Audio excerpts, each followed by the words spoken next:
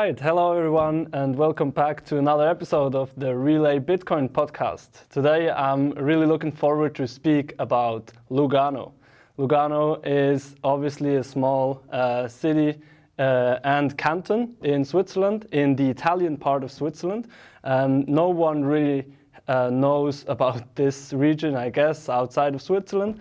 But now it has become more and more famous. A lot of magazines, PR, wrote about it because of Plan B. Now, what Plan B is and what conference like Plan B Forum is and what it has to do with Bitcoin and crypto and Tether, we will hear firsthand today from Giw. Welcome, Giw, to the podcast. Very nice you made it here. Maybe you can quickly tell us a little bit about yourself, who you are, where you come from. Sure, thanks. Hi, Julian. Nice to be here. Thanks for having me. So my name is Giw Zanganeh. I am actually born in the German part of Switzerland. Then I lived in a bunch of countries around the world. I lived in Iran, I lived in Canada, I lived in Indonesia. And then I immigrated basically 12 years ago to Lugano. And I fell in love with the place and I'm not planning to go back. So I was in Zurich before, just immediately before coming to Lugano, and I came here for work mainly, but now I also have a family here, so I am based here. Very nice, very nice. What do you like about Lugano? What makes you stay there? Well, it's a lot of things. I mean, you can talk about the climate, you can talk about the food, it's close to Italy, it's a bit more open mentality. What I always like to say is like, children are allowed to be a bit more louder here. So it's a bit more the southern feeling where I feel comfortable with. Nice. All right. And what do you do like professionally? What's your educational and professional background, and how, what kind of stations did you do professionally? What did you work? What was your job kind of before getting into Bitcoin, and now how did you get into Bitcoin, and how did you end up at Tether? Yeah, I love to talk about that. So basically, I myself am an engineer. I'm a mechanical engineer, and I studied in Zurich at ETH. So that is basically my education. And when I was already finishing my master's, I was working in a company here in Ticino that offered me to do a PhD. So I was doing a PhD on mechanical engineering, specifically on developing solar technologies as well as energy storage technologies. So basically combined the two, I was working as well as doing the PhD at the time. Maybe something interesting that we did was an energy storage technology that was based on compressed air. So we took a kind of a tunnel that was used for building another tunnel, the Gotthard Basis tunnel, and we closed like a section of that with huge concrete blocks, and we used compressors to compress the air and store it in that cavern. And then basically you can let the air out and produce the electricity again. So this was a project that worked on in 2014 to 2016, 17. And then it had success. There's a couple of things that are still open, basically. It's still not fully dead as a project, as a concept. But then I moved on. I worked for a while in consulting. And then I started working for the local utility company in Lugano, where I was doing the long-term energy planning. So I was basically designing how the energy transition can take place and what it means for a utility company that where I was working on. IEL, it's the biggest utility company of the South Switzerland, which was very challenging and very interesting. Another topic, another one of the big challenges that we have. And then, I mean, to combine it with Bitcoin, probably also due to my background, having lived in lots of different places and having family all over the world, I always sell, it was kind of an easy sell for me, Bitcoin, because you see the value proposition. If you have lived in a country that has like 30% inflation year over year, if you are like excluded from the financial systems, if you have problems sending money around, doing commerce, you get it relatively quickly. So it is, I really entered into the space in 2017, did a bit of blockchain stuff to just understand what there is. I actually worked in consulting, trying to work on blockchain applications for different companies. Interestingly, I was also maybe on a working group from the Swiss Federal Office of Energy that was looking into how we can use blockchain for energy settlement.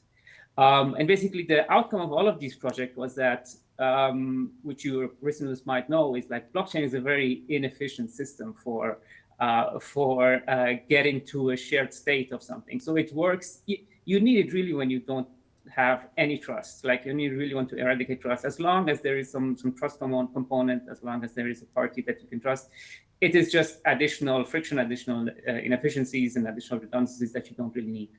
And so basically, you start understanding a bit more about why Bitcoin, a blockchain, and digging deeper and deeper into that rabbit hole.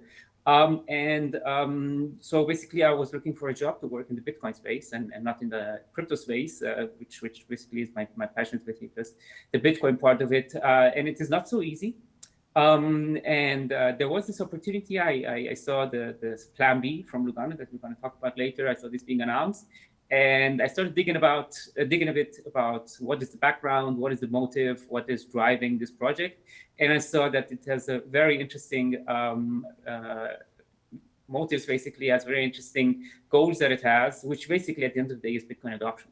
So it is a project, and we're going to talk about this a bit more, to learn more about all the different aspects that you need to consider when you want to integrate Bitcoin basically into society. And basically I said, okay, guys, I really would like to be part of this thing, and here I am. Nice, very nice. So, but your employer is Tether, is that right? So, like, can you tell us a little bit more on how this whole Plan B Lugano project is kind of being built? What elements are there? Public elements like the government, the local government there, the politicians. How do they have an involvement in the project? And then how is Tether and maybe other kind of companies from the space? How are they involved? And how are you? What's your role in this whole thing? Yeah, sure. Yeah, so basically this is I work for Tether, correctly, as you said, and Tether is part of a group which is called iFinex, which also has Bitfinex. So Bitfinex is a cryptocurrency exchange that you might know. Then there's Tether, which is a stablecoin issuer that you definitely know as well. And there are different other companies as well. So there's Synonym, now there is Hole Punch and Keat that are all part of the company. And so basically the main idea of this collaboration, which is basically between Tether and the city of Lugano. So these are the two main partners of this Plan B, is to drive ahead Bitcoin adoption, crypto adoption, particularly focused on Bitcoin with its series of initiatives, Startup Hub, Bitcoin and Tether merchant payment integration, different schools. We had the summer school that was very successful. We're going to have a winter school again and repeat this again. We are planning to do some collaborations also with the universities to bring more the Bitcoin component to the curriculum that exists, because one of the issues really with academia is that there is not so much interest in Bitcoin. And the blockchain interest that there is very often due to some relationships between some professors and some projects. I don't want to name names, but there's some kind of relationships like that. And Bitcoin not being a company, not having a marketing department, not having a budget, it is difficult basically to integrate that into the studies. And it has a lot to offer. I mean, there are PhDs actually written at ETH on Bitcoin, for instance, by Christian Becker that you might know at Blockstream. So there's a big academic component to that. So we really want to bring awareness about what Bitcoin is. Also, we're going to start now collaborating with the local newspapers as well. So we want to give the public basically kind of an unbiased and information-based and evidence-based approach to what Bitcoin is, so people can make their mind up basically if it's interesting for them or not, and not having this kind of usually very one-sided coverage of what Bitcoin is and what it does. That's very nice to see, like, that these projects basically merge around the world to really further Bitcoin adoption. As you said, Bitcoin doesn't have a company, doesn't have a budget, doesn't have a CEO that can kind of push the visions of the project actively, but now through consortiums of different players, private people, but also local governments, cities, councils, whatever, and obviously companies, they pull together, and in different regions in the world, like El Salvador, Central Africa, Madeira, and now also Lugano, interestingly, and also Zug, obviously, for a long time, more crypto, less Bitcoin related, but these projects really merge and they do amazing things to further Bitcoin adoption, which is great. So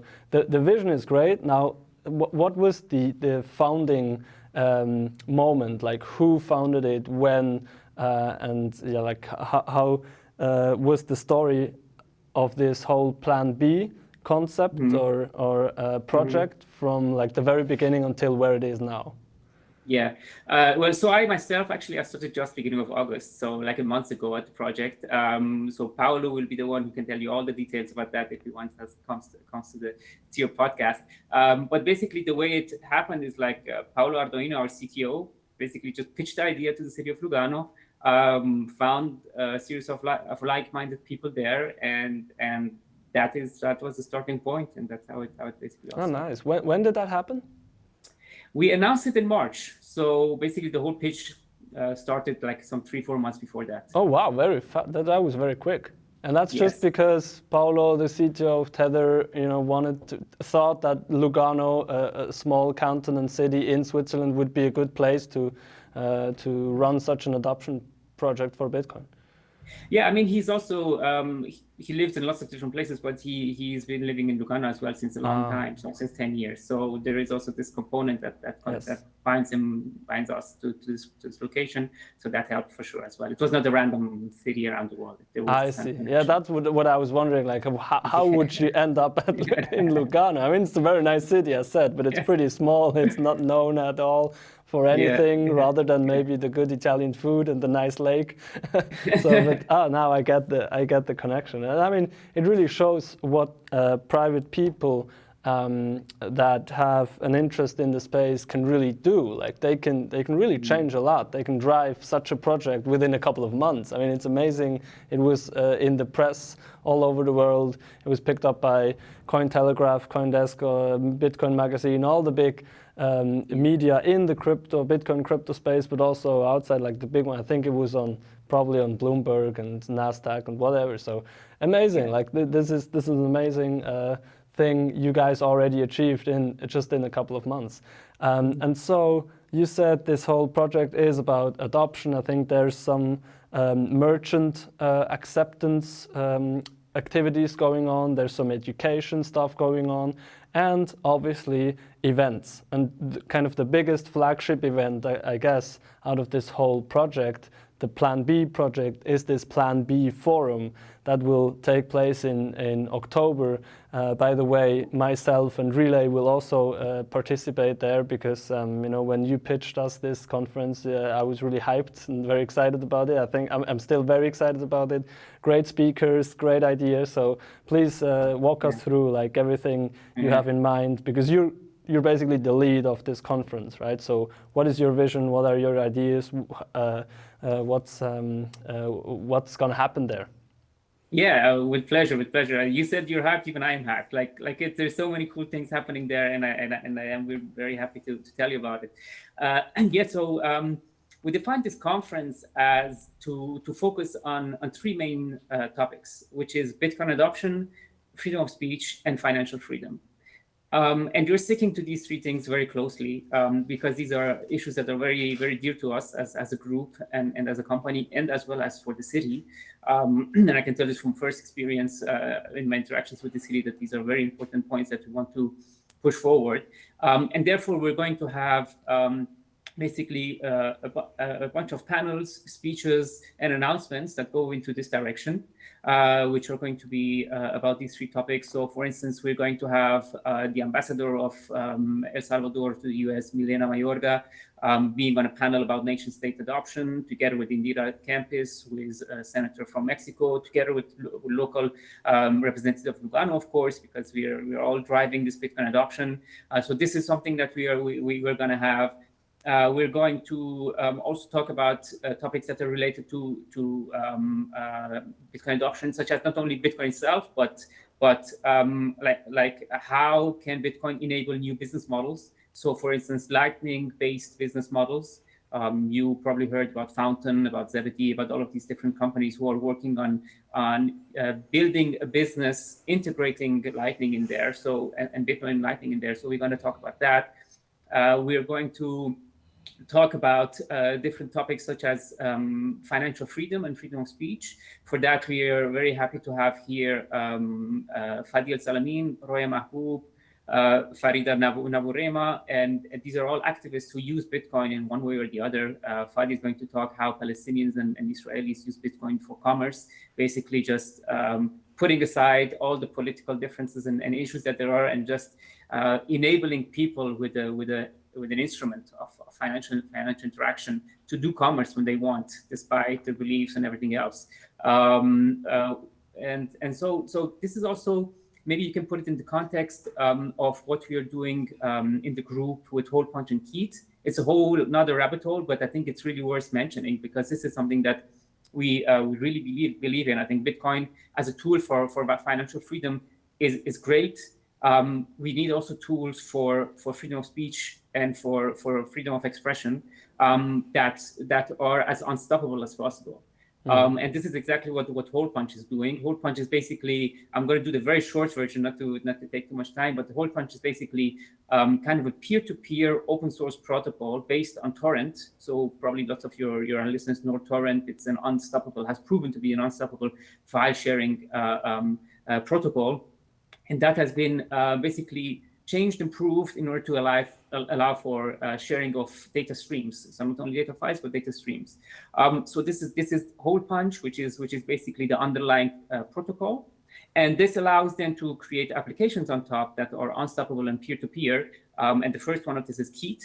And Keat is actually a video chatting application already out for desktop and soon out for mobile. And we use it internally all the time, and also actually with external people. And I mean, the technicalities are separate. We can talk about that, or you can talk with Paolo about that. But the beauty of it is basically allows you to connect directly to another person in the world with direct connection. Because even now we're going through somebody's server, and there is no really need for that anymore. I mean, the infrastructure is there to connect people directly, and they can talk. And there's only upsides, because if you don't have to go through a certain central server, you're not going to have the bottleneck that the connection to that server and from that server creates. So it just makes the whole experience also better. And actually, let me just shill it. For your listeners, go to keat.io, download it, play with it, try it out with your friends. It is amazing. It works really, really flawlessly. And this is one of the tools that we are working on as a company, open source tool that is going to enable this kind of freedom of interacting of people together privately and in the way that they want. It's just we want the internet, and this is something that I also believed always in it. If you want to interact with another person through the internet, I think there should be absolutely a way to do it directly from peer to peer. And I'm really bullish to see that now the tools are coming with Bitcoin, of course, first and foremost, but also with these other tools such as Hole Punch to allow this future where people can interact, they can talk, they can send value. Nobody can stop them. Nobody can tell them not to do. And this is basically the vision that we are looking for. So not to go too much on a tangent, but I just wanted to bring that into to give this basically background of why Bitcoin adoption, freedom of speech, and financial freedom. And so another thing that I am happy to announce here, which we're very proud of, is that we are going to have the wife of Julian Assange, Stella Assange, and the brother of Julian Assange, Gabriel Shipton, on a fireside chat with Peter McCormack as well during the event as part of the panels, which are going to talk about this issue as well, right? I mean, of course, we know the attack on Julian Assange is an attack on freedom of speech, and we are big believers in and supporters of that cause, and want to bring more awareness to that. So that is also something that is part of the conference. And to go further on this collaboration, just to close that issue, is that we're also going to have a VR experience for the visitors that can go through the last 10 years of Julian Assange's life, from his confinement in the Ecuadorian embassy in England, all the way until he being basically dragged out and taken to the high security prison in Belmarsh. So the viewers and the visitors can get a bit of an idea of what he has been through. And I'm also very proud to announce that we are most probably also going to have a screening of the new documentary called Ithaca about Julian Assange at that conference as well. So just to say that basically, this is really the core of our mission, the core of this conference as well. We are going to have top speakers from the Bitcoin space. We have Nick Szabo, Adam Back, Jameson Locke, Julian Liniger. So we're going to have really the creme de la creme. And so just to finish the rant, I think something that's very cool, that I'm really proud of, is that we're going to have the main stage where you have the speeches and the panels that we know from a setting from different conferences as well, regarding around these three topics, with very interesting speeches and announcements as well, of course. We have two more rooms dedicated to masterclasses. And these are rooms of around 100 people. And these are masterclasses held again by these top basically executives, top people. So Nick Szabo is going to hold a masterclass on the history of cryptocurrency. Adam Baek is going to hold a masterclass on Bitcoin lending. We're going to have Giacomo Zucco who's going to have a masterclass on Bitcoin 101. Julian, you're going to have a masterclass there as well. I'm really looking forward to that. So, and this was very important to us to give this kind of approachable setting to the attendees, and this is open to all of the attendees.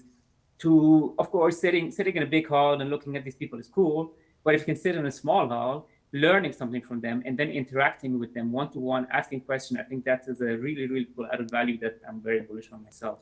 Absolutely. I think this is also a huge value proposition of this conference, that you can actually really be in the same small room, ask questions, directly interact with these people, and really get to learn from the people who are in the space for such a long time. I mean, excluding me here, but like Nick Szabo, Adam Baek, Giacomo Zucco, all these guys, I mean, they have been here forever, probably like a year, like 10 years by now. So this is really cool, and I think this is also a trend where conferences are going in general. Like it's away from these big lecture halls where 1,000 people are listening to this one interesting guy, to really being in small, kind of more seminar settings where you can really interact with these people, more workshops, because people come there obviously to network, yes, but there's always network opportunities here and there at the side, but they also really mainly come to learn, to be educated directly from these top-notch people. So I think that's what you guys really got right.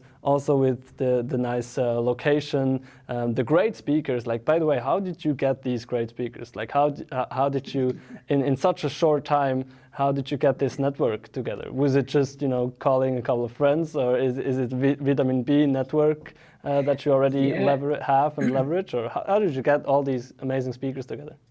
Yeah, I mean, BitFinex being one of the oldest exchanges in the space, that helps, and our focus that is becoming more and more clear in the last years, that our focus is Bitcoin adoption. So we want to give people this ability to transact, and Tether, as you may know, it's also now already used in many places for interaction. So this is just a reality of the situation. So basically, being one of the oldest exchanges, having worked in this direction for a long time, and basically having shown that this is really what we stand for, helped us to basically, once we knocked on the door of all of these great OGs, that they were happy to work together. Mm-hmm. Do you feel the competition amongst other conferences? Because I feel like, especially now in September, October this year, it's just going fucking crazy. It's going wild with all these, like, I could be at another conference every weekend, just Bitcoin conference. There's Bitcoin Amsterdam, there's Bitcoin in Bitcoin conference in Innsbruck. There is obviously Riga, Honey Badger Baltic thing. There's this Plan B forum now, and this is only just one handful. There's so many more. So do you feel like it's just like it's getting very competitive to get the best speakers, to get all the audience there? How do you navigate this? Yeah, I mean, as you say, it is. There's lots of conferences planned for this period. Definitely, it is basically making a challenge because everybody has limited time and limited resources, so we have to choose. So we have a couple of approaches to that. I think one of the things that are definitely differentiating us is what I just mentioned before. The masterclasses are very approachable with top people, so inviting people. The other thing is also this kind of trying to put Bitcoin and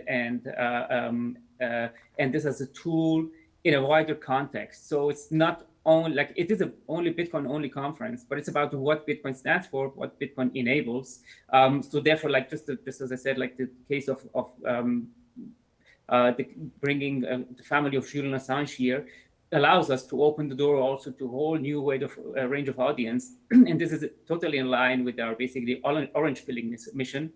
we want to tell people, okay, maybe you don't know Bitcoin, or maybe you just heard that it is ruining the environment and is used for illegal activities, but maybe you care about Julian Assange, maybe you care about Palestinians and Israelis being able to interact, or Palestinians having access to financial freedom. Maybe these are things that you care about. So have another look at this thing, okay? Have another look how actually Bitcoin is enabling those. Maybe try to remove a bit the biases. So this is definitely something that we are putting a focus on.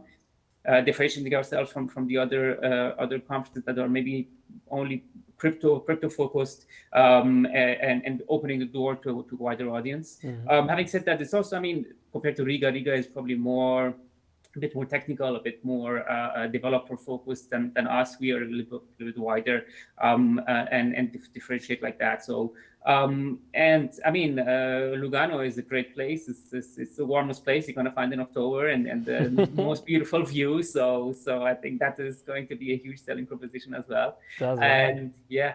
That's right. Yeah, really on the fundamentals of why we are here. Like Bitcoin is a tool to achieve what, right? To achieve unstoppable finance and freedom and so forth. So yeah, I really like this approach, and also differentiation towards others that mainly focusing maybe on like the economical side of it or the technical side of it. You guys are more of like kind of from a core value and philosophical side of it as well. And what I really liked as well is you guys have an art art stream also, and like I think there's one whole building that is kind of an art exhibition or vernissage. Or can you tell me a little bit more about that, because that's something that I'm really interested in as well, in this whole movement, in this 13-year-old movement now of Bitcoin. That there's not only technology that is emerging, but also really culture. Like there's rap bands, for example, or music bands that only play Bitcoin songs. There are artists that only, graffiti artists or painters that only do Bitcoin stuff. So it's really great, like how this cultural side of Bitcoin is also flourishing. So how do you display this in your or involve this in your conference? Yeah, great. I'm glad you mentioned that. It's actually one of the things I really look forward to as well. Yeah, we are going to have a whole building with a big open patio dedicated to Bitcoin art. So it's going to be Bitcoin artists that do physical art on Bitcoin. So we are not going to have some monitors that show you some monkeys. We're not going to have NFTs and metaverse and those kind of things. No apes? No bored apes? No bored apes, no onboard apes, nothing, no yacht clubs. We're not gonna have that stuff.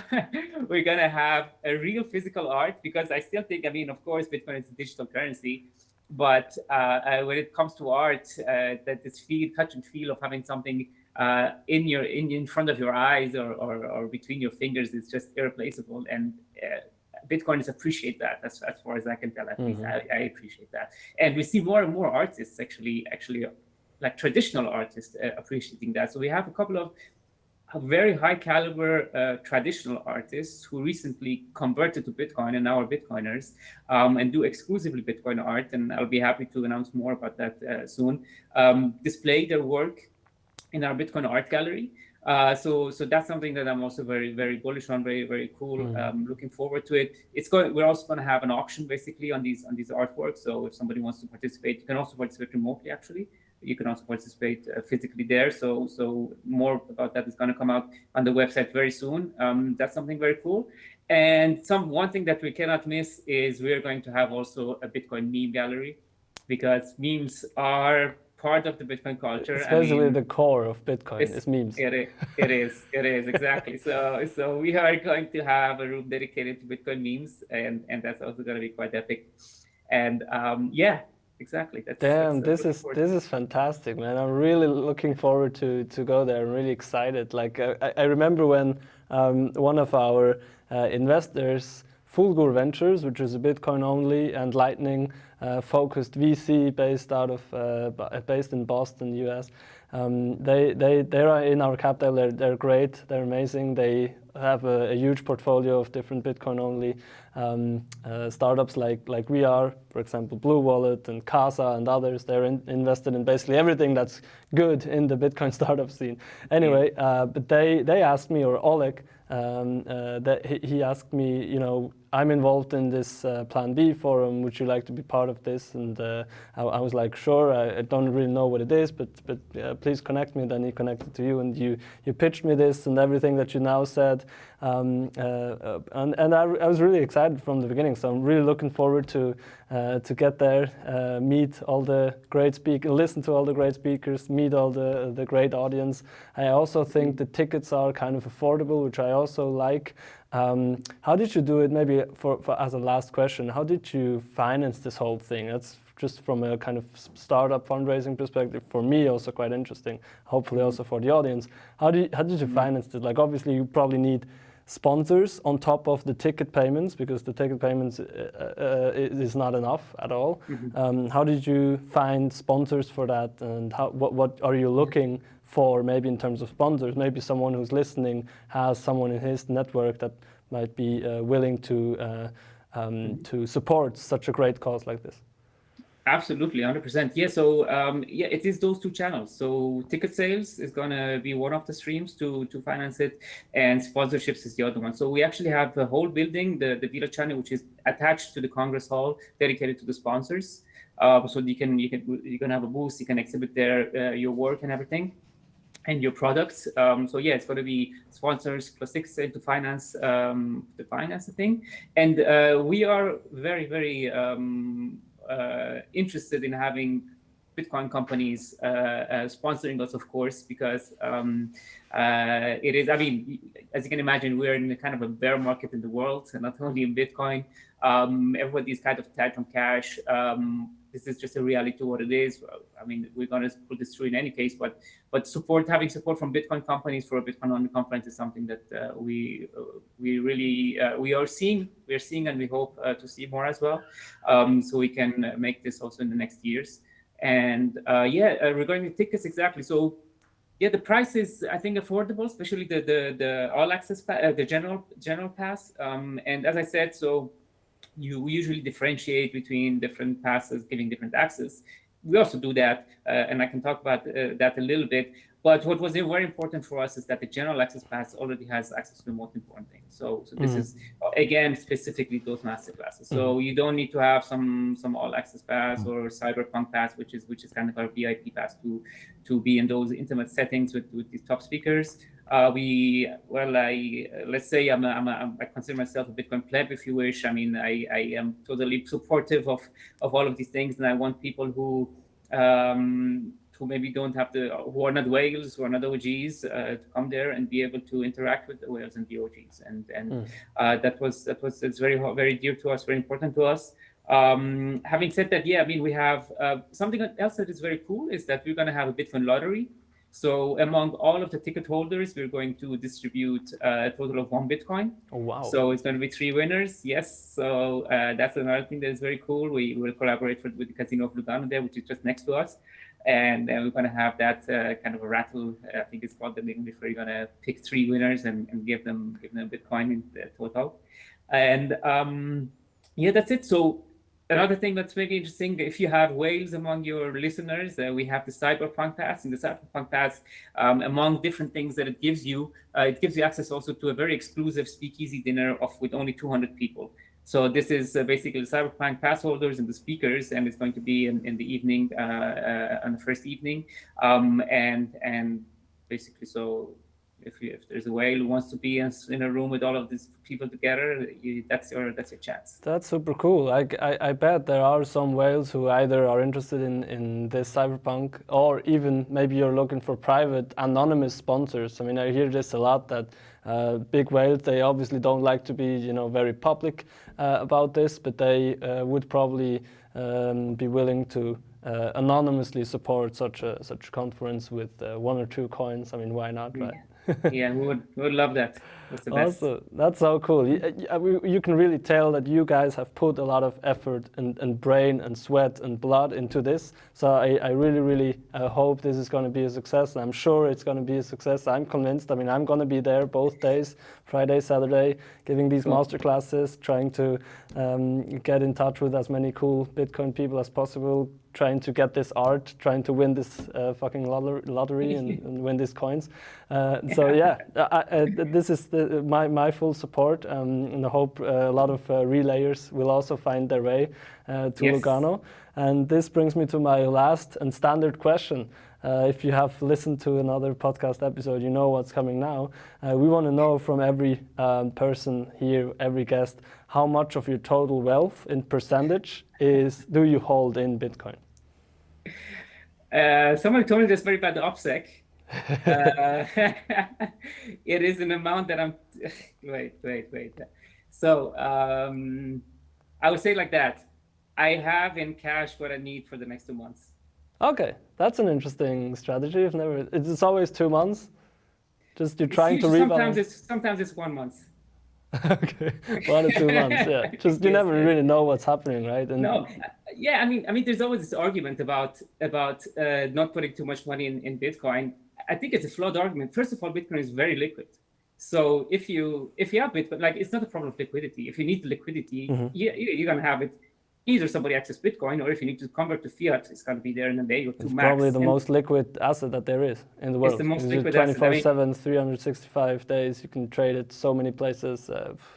Yeah. Exactly, and that's very important. It's not like stocks or a house and stuff like that you cannot access. So having a lot of your assets in Bitcoin from this perspective is not really a risk. The other comment is, volatility or price crash and stuff. I mean, first of all, when you're in it for a while, you don't really care about those things anymore. And second of all, the point is with cash, you are guaranteed to lose. Like there's only one direction. That value is not going to go up. We all knew this, and now you see it. Inflation over inflation, euro losing on top of it against the dollar, on top of it 10% inflation. I mean, this is not going to come back up. I mean, if somebody believes that the value of cash is going to go back up, you're probably delusional. So at least with assets such as Bitcoin, even if it goes down, there is a very big potential of it going up. So as long as you're not super cash strapped, that you maybe if it goes down on 50%, you need to, or if you don't leverage, like I don't leverage, I have zero leverage. There's no risk, there's no price at which I will be hurt. It's all about just my assets will go down in value, but I'm not going to lose anything. So I think that's important. No leverage, and then you can put as much as you want because it's very liquid. So. Yeah, to be really honest, I mean, today there is no perfect store of value, like short, mid, and long-term store of value asset. You basically have the alternatives. You have it in cash, as you said before, and then per year you lose something between 10 and 20% of real like value. Because obviously the inflation is probably a couple of percent depending on where you are, slightly below 10 maybe, but the real depreciation, or like if you compare it to the prices that are rising rapidly and stuff, then obviously you lose like 10, 20, maybe more percent a year. So you lose slowly, it's quite stable, but like you're losing on the long run, you're losing your value. Or you go to stock market, asset market, you're buying commodities, real estate, stocks, bonds, whatever, and you're trying to kind of trade your way to stability. But this is very risky, especially like for the normal people. They're not traders, they're not speculators. They will most likely also lose money in the long run. Maybe if you get it right, you can make some money, or you can keep your value in the long run, but it's very risky. And then third is you put it in Bitcoin and you're pretty sure that in the long run it's going to go up, but then you have the short-term volatility, as you said, that you need to stomach. So there's nothing perfect, but for the long run, probably the best shot that we have now on keeping our purchasing power is really a decentralized asset that is scarce and independent of governments and banks that can just print it away. Yeah. Absolutely, and I mean on that topic, the point is why I like Bitcoin is like you basically want to have a monetary system. You want to have a money, right? You want to have a money where you put your money in and you know it's not going to be debased. I mean, this is a long discussion, but As simple as that. Is like, it's simple as that, right? Like you want to have just an asset, you want to have a savings account. So Bitcoin is my savings account. If I have extra cash, it goes into Bitcoin. And you don't want to come home in the evening and have to study financial markets and geopolitics and understand what is happening and have to speculate here and speculate there. And you are forced to do that with inflationary money. That's why we see everybody.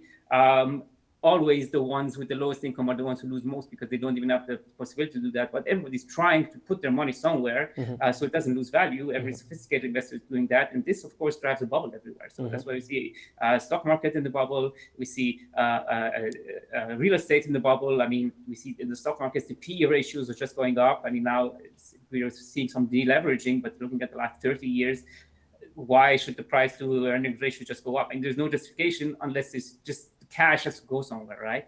So, and this is one of the most important things of Bitcoin. I mean, normal people who work and have an honest job and want to save, they should be able to put their money in something that cannot be devalued by a bunch of people who are not elected, who don't ask you for your opinion and just make decisions because they think that's the right thing to do.